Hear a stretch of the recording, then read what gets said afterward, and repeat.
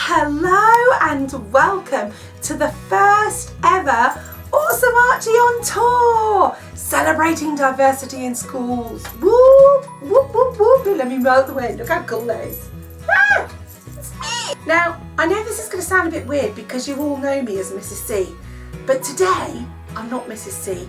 I'm actually Becky, the published author and illustrator. This is the only time in a school day that you're going to be allowed to call me Becky, so make the most of it today, because otherwise you're going to get told off. So I have the real privilege of talking to you today about what it's like to be both an author and an illustrator, and also what it's like to live with someone with a special educational need. Now, the posh word for this is neurodiversity, and it's a really important word, and it's one of my most favourite subjects. So we're going to be talking about that a lot today. Now, first of all, I wanted to make sure that you all knew what an author was.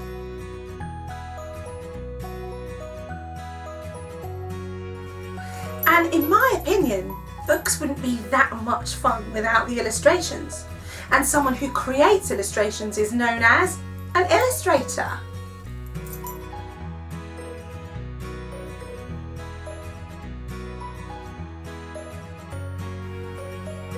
Now here's a fun little factoid. In the world there are about 200,000 published authors and a similar number of fully working illustrators, but only a teeny tiny percentage of that number are actually authors and illustrators together. It's a really rare skill to have, and I'm so lucky because I have that skill. Woohoo!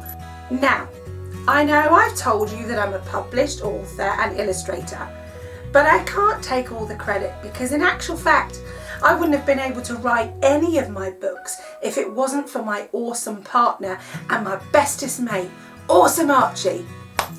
Okay, Awesome Archie, come and join me, come on. Here he is, lean forward, darling. I want everybody to see you. Can you say hello to everyone at the Priory school? Say hello. Hello. Hello. Excellent. So I've brought Archie in. You're going to have to come in because they can't see you. Sit up here, look. That's it. That's better. That's far more friendly, isn't it? So I've invited Archie in to talk to you himself about what it's like to be a little bit different. So Archie, when you were born with lots of medical conditions and lots of diversity, weren't you? So what's different about you, Arch? I'm autistic. You're autistic, so you have autism, yeah? Okay, and I tell you what, we'll get you to describe what that means. I have autism, which is a developmental neurological difference. What's your secondary diagnosis, Arch? ADHD. ADHD. And the medical term for ADHD is nice. Is attention deficit and hyperactivity disorder. ADHD is a behavioural brain difference. And Arch, what is your, you've got lots of other medical conditions, but what's your other main diagnosis? SPD. And SPD stands for sensory processing disorder. And this means that Archie often finds it very difficult to do things like eating. Foods often can taste incredibly spicy and not very nice. He often doesn't like loud noises. And Not often. well, always. No. But whereas there are a few negatives to it, it does mean that Archie can go on roller coasters again and again and again because he loves spinning around all the time. Is that right? Yeah. Good. I'm glad you agree. So we're very proud, aren't we, because we've written these books together. Yeah. And we're really happy that you're inviting us to talk about it. So our first book is called Awesome Archie and Mickey, the fedora wearing super puss. And that book is an introduction to our series. It's just a way of showing everyone how hard it can be sometimes for children who are neurologically different to be in a mainstream school.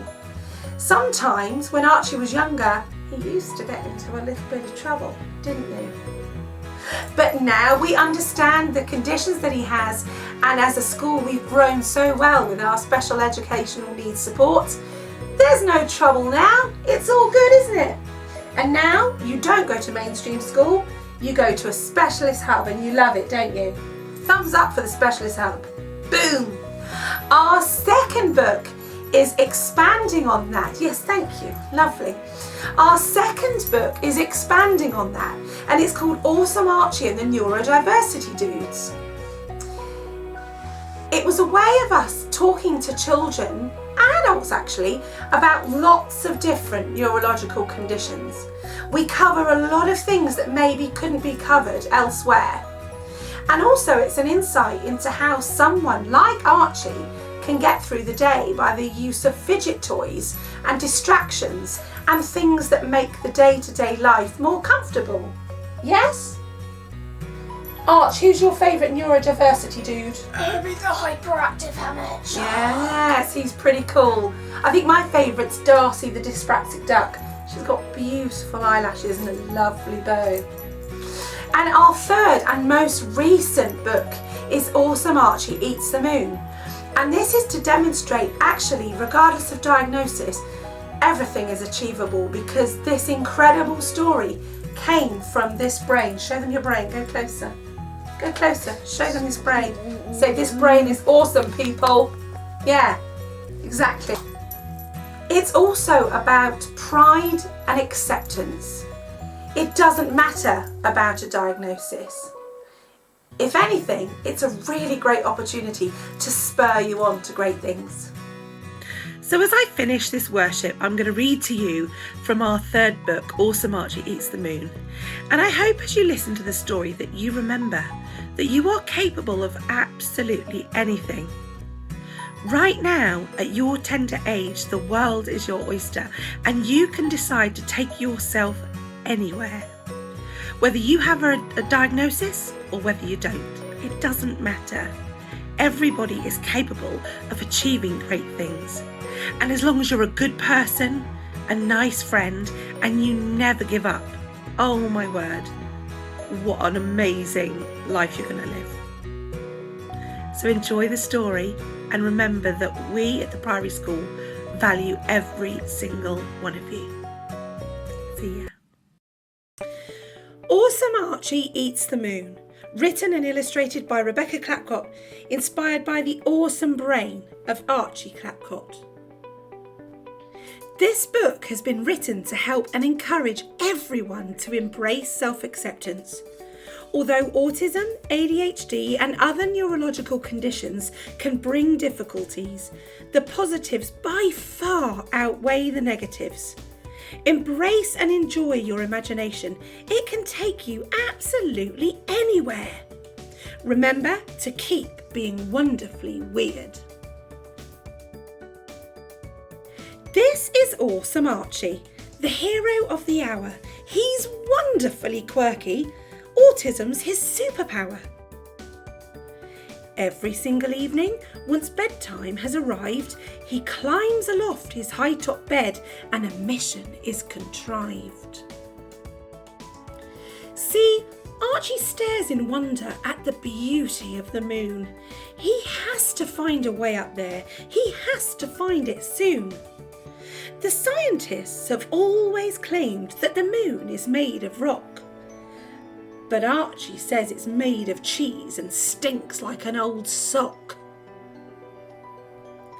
With Mickey the fedoraed puss, they conjure up a plan to fly up to the moon of cheese as quickly as they can. First they needed transport. Mum's van won't get to space. We'll have to make some kind of craft that blasts us off with pace.